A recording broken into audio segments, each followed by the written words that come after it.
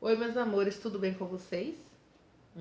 Olha, hoje nós vamos trabalhar história, tá certo? E o nosso assunto é esse aqui: como eram as principais cidades. Vamos conhecer como foi que foi formada as primeiras cidades, né, no litoral brasileiro, tá certo? Pegue o livro de vocês e abram na página 364.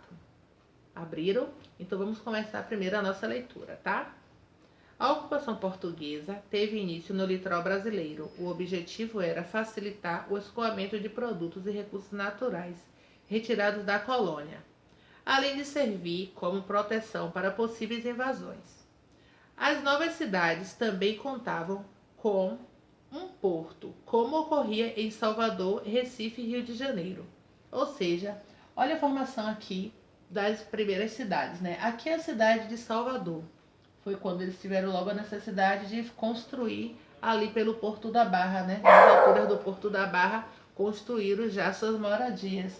Aqui são embarcações, ó, também no Porto de Salvador, onde os materiais chegavam, as matérias-primas chegavam aqui para ser transportados para Portugal. Então, eles a princípio tiveram a necessidade de construir essas cidades porque o litoral brasileiro estava constantemente ameaçado, né, de invasões de outros estrangeiros. Então, eles resolveram, o rei de Portugal resolveu mandar pessoas para cá para poder tomar conta das terras, né, já pertencente a Portugal. Então, foi quando surgiu veio o primeiro governador geral, né? Foi o Tomé de Souza e fundou a cidade aqui de Salvador. As primeiras cidades, elas foram fundadas de forma organizada, teve toda uma organização, sendo que com o decorrer do tempo, o crescimento dessas cidades já foi tendo uma desorganização, já foram construindo casas em locais inadequados, não é isso? Então, aqui, como eu já disse para vocês, né, a ocupação dos portugueses no litoral brasileiro deu início às primeiras cidades, portos, dentre eles Salvador, Recife, faltou uma vírgula, e Rio de Janeiro, né? Então, vamos passar e aí vocês vão ver aqui na nossa leitura, na continuação, os portugueses que se instalaram no Brasil construíram as primeiras cidades usando principalmente materiais locais. Por isso, a maioria das casas eram feitas de taipa. E o que é taipa, minha pró? Preste atenção aqui que vocês vão saber agora o que é taipa, tá?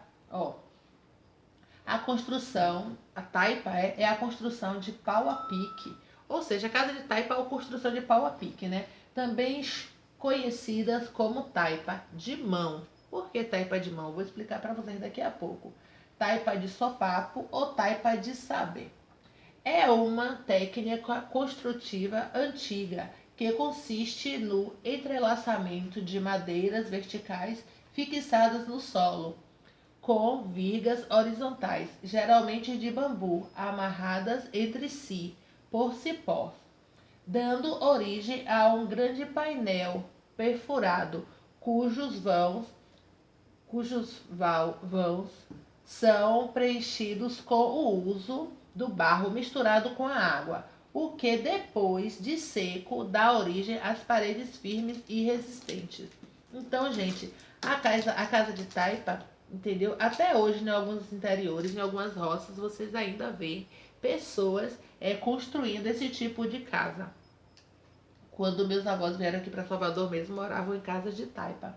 São casas, ó, com madeiras entrelaçadas, como vem falando aqui. Ela pode ser de bambu ou pode ser de outras madeiras também, sendo que tem que ser tudo da mesma estrutura, né, fina. E as estruturas que ficam na verticais, que ficam nos cantos, os pilares, tem que ser com a estrutura mais grossa para ser fincada no chão e sustentar essa casa. Aí depois que a pessoa faz toda essa estrutura, eles vêm com o material, ó, de barro, entendeu? E faz o supapo na parede. Então vai supapando essa parede para poder cobrir todas essas brechas. Depois que cobre todas essas brechas, tem pessoas que vai fazer um reboco.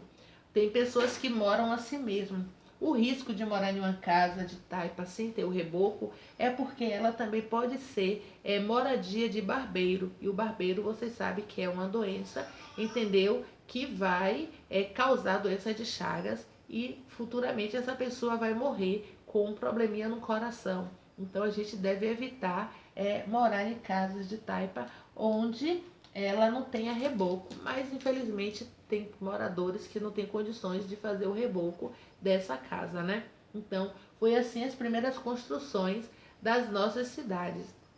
E vocês percebem até pelas estruturas de moradias antigas no entorno de Salvador, lá na parte do centro histórico, né? Que ainda tem algumas moradias bem antigas, as que não foram reformadas, que ainda tem esse padrão aí da estrutura da parede. Só que vocês veem que as estruturas são bem largas, não é isso?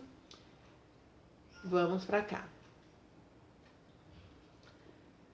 As principais cidades tinham ruas de terras, casas, sobrados, armazéns, cadeias, alfândegas e fortalezas. O centro das primeiras cidades foram criados de maneira organizada, sendo estruturado com instituições religiosas como igrejas e mosteiros, além de prédios governamentais como a Câmara, onde os juízes trabalhavam e eram tomadas de decisões políticas e administrativas. Contudo, os arredores não foram planejados, crescendo de modos desordenados. Ou seja, é o que eu estou falando. A princípio, a cidade ali pelo centro histórico ela foi construída de uma forma ordenada, planejada. Tanto é que vocês veem que é em um local que não tem despenhadeiro, entendeu? Em locais planos. Só que com o crescimento da cidade, as pessoas foram ocupando as áreas, entendeu? De uma forma desordenada. E hoje vocês veem como nós vemos sofrendo, vemos a maioria da população sofrendo pelas construções desordenadas, principalmente nos períodos de chuvas, como está acontecendo agora. Vêm as chuvas, as casas que estão construídas em barrancos, em locais inadequados, acaba deslizando e causando a morte de moradores, não é isso? Então, infelizmente, com o crescimento da população, a cidade foi crescendo dessa forma, totalmente desordenada. E aqui temos exemplo do centro histórico. Veja que são locais, né, planos. Aqui não são centros históricos, não é o centro histórico de Salvador, tá certo? Peguei centros históricos de cidades como Pernambuco, entendeu? Como Rio de Janeiro, mas assim, vocês percebam que eles construíram de uma forma plana, eles construíram, entendeu? Moradias e principalmente, né, construíram as igrejas, ó. Então, as igrejas era principal elemento, né, para que eles viessem a construir. Eles, como por ser religiosos, então a primeira coisa que eles faziam era construir também uma igreja, não é isso? Então, vamos lá. Então, aqui temos agora, ó, o centro, tá vendo? Histórico. Aqui é o desenho, a representação do centro histórico de Salvador. E aí, onde nós vamos estar falando também, né, de como era essa construção da população, como era a população dessa cidade, né? Então, nessas cidades moravam europeus, indígenas e africanos. Por quê? Porque os indígenas já faziam parte dessa região. Chegou os europeus. E, por consequência de os indígenas não aceitarem ser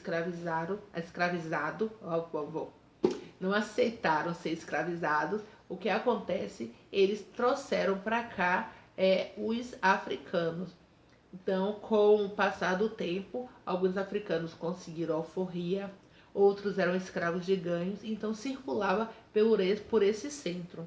Então, aqui a sociedade vivia basicamente da agricultura, já que poucas atividades culturais e sociais eram realizadas. As que aconteciam tinham funções religiosas. Olha aí. Então, eles viviam mesmo dessa questão da agricultura, desse cultivo, né, da terra. As cidades também não tinham estruturas de esgoto ou de encanamento de água, ou seja, os dejetos eram jogados nas ruas. Não tinha a questão de uma estrutura de canalização para o esgoto escoar, entendeu? Nada disso, não tinham fossas, nada disso. Então, esses dejetos eram jogados mesmo na rua. Então, a falta de saneamento era responsável por disseminar muitas doenças na cidade, né? Então, muitas pessoas adoeciam devido à imundície das cidades. É isso aí. Mas, com o passar do tempo, teve um. Foi quem? Foi Tomé de Souza. Foi Tomé de Souza, foi Martim Afonso, meu Deus. Foi Martim Afonso. Foi. Olha, esse aí eu não tô lembrado, mas depois eu li assim, mas acabei me esquecendo. Com o passar de tempo, eu acho que foi Martim Afonso. Ele veio, entendeu? E começou a organizar essa estrutura de saneamento básico, né? Para melhorar a qualidade de vida dos moradores das cidades. Então, aqui temos uma atividade, ó, gente, que vocês irão fazer na página 365. Isso. Vão estar respondendo essas atividades aqui, tá? E também temos aqui uma pesquisa que vocês vão estar fazendo quando surgiu os primeiros registros de saneamento básico, tá, no Brasil, e quais foram as doenças que a falta de saneamento básico, quais eram as doenças causadas à população devido à falta de saneamento básico, tá certo? Então, vocês sabem que quando a gente não cuida bem do espaço que a gente mora, a gente está sujeito a pegar essas doenças. Vejam só como é a questão da dengue. Se você não tem uma boa higiene, né? Você joga seus lixos à toa. Quando vem a chuva, vai encher aqueles vasilhames e a gente vai pegar a doença. Se você não tem saneamento básico, o seu esgoto é lançado pelas ruas, vai ficar ali sujeito a ratos, a insetos. E sabe que a proliferação disso tudo vai ocasionar que vai atingir a gente, que a gente passa por aquele local, esses insetos, as ratazanas vão invadir nossas casas. Então, veja como vivia essa população logo no início da formação das grandes cidades, né? Então, vocês vão pesquisar, vocês anotem no caderno de vocês, tá certo? Tudo direitinho. E como a gente logo logo tá chegando, eu creio nisso, logo logo nós vamos estar na sala de aula, a gente vai estar olhando todas essas atividades que vocês estão fazendo no caderno, tá? Beijo no coração de vocês e aguarde o próximo vídeo.